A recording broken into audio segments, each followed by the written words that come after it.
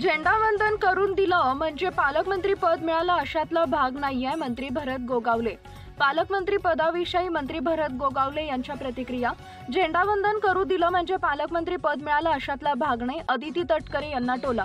देशातील युद्धजन्य परिस्थिती चालू आहे, त्यावर आमचं लक्ष आहे. त्या अनुषंगानं पुढची वाटचाल चालू आहे. खारल्यांच्या जमिनी पाण्याखाली जातात आणि नापिकी होतात, त्याच्यावरती आमचं लक्ष केंद्रित करण्याचं बाब चालू आहे.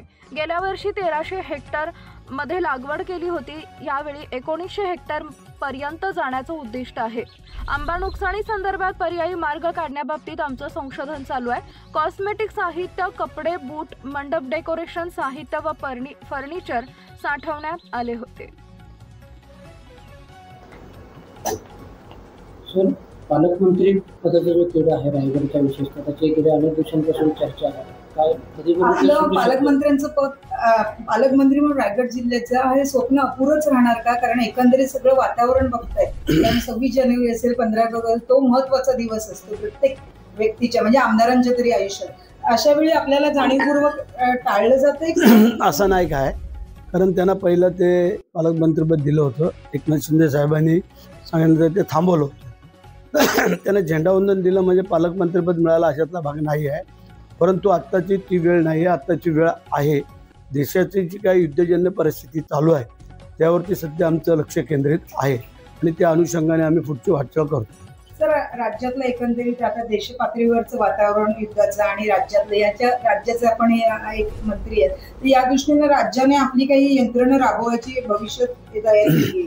तशी जर वेळ आली तर ते राबवायचे ठरले. कालच आम्हाला आदेश आले होते पहिले की युद्धविराम होतोय म्हणजे थांबतोय, परंतु परत रात्री उशिरा फोन आले की त्यांची काय मानसिकता दिसत नाही आणि म्हणून नाहीतर आज आमच्या सगळ्यांचे बाईक रॅली निघून तिरंगा फडकावत आम्ही जयघोष करणार होतो भारत मातेचा आणि वंदे मातरम. परंतु मग परत आम्हाला फोन आल्यानंतर आम्ही थांबलो आणि म्हणून आज आम्ही रत्नागिरीत आलो. मी सर रायगड जिल्ह्याचे आहे, रायगड जिल्हा समुद्रकिनारी, आम्ही रत्नागिरी. अशा समुद्रकिनाऱ्याच्या दृष्टीने वेगळं असं काय आपण स्थानिक आमदार किंवा मंत्री म्हणून राबवणार आहेत?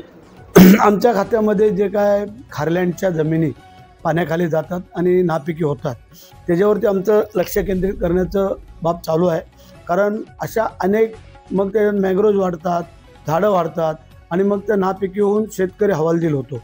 तर त्यासाठी माझं प्लॅनिंग आहे की ह्या मॅंग्रोव्जचं काय करायचं आणि जे पाणी खारं शिरते ते कसं अडवून ते परत शेतामध्ये शिरणार नाही अशी आमची प्लॅनिंग आहे. शरद पवार कृषी मंत्री असताना रत्नागिरी जिल्ह्याला फलोद्यान जिल्हा म्हणून जाहीर केला होता. आज आपण त्या खात्याचे मंत्री आहेत. रत्नागिरी जिल्ह्यासाठी फलोद्यानासाठी आपण काय वेगळं कार्यक्रम राबवणार? काल आताच मी सांगितलं मगाशी कृषीचा मेळावा होता, त्याच्यामध्ये गेल्या वेळेला 1300 हेक्टरमध्ये आम्ही लागवड केली होती. यावेळेला 1900 हेक्टरपर्यंत जाण्याचं आमचं उद्दिष्ट आहे आणि त्या प्रकारे आमची तयारी चालू आहे.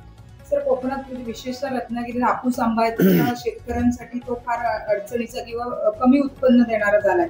रोज रोज पडणारे रोग किंवा त्यांना येणारे निसर्गाची अनियमितता, याच्यासाठी आपण आमच्या त्याच्यामध्ये वेगवेगळे प्रकार आम्हाला कसे करता येतील की शेतकऱ्यांना आंब्यावरती येणारा काही रोग असेल, मोहर खराब होतो, अवकाळी पाऊस पडतो, गारा होतात पडतात, ठीक आहे, भरपाई हे ते आम्ही देतो, तो भाग वेगळा आहे. परंतु त्याच्यावरती पर्यायी काय मार्ग काढायचा त्याच्यावरती आमचं संशोधन चालतं.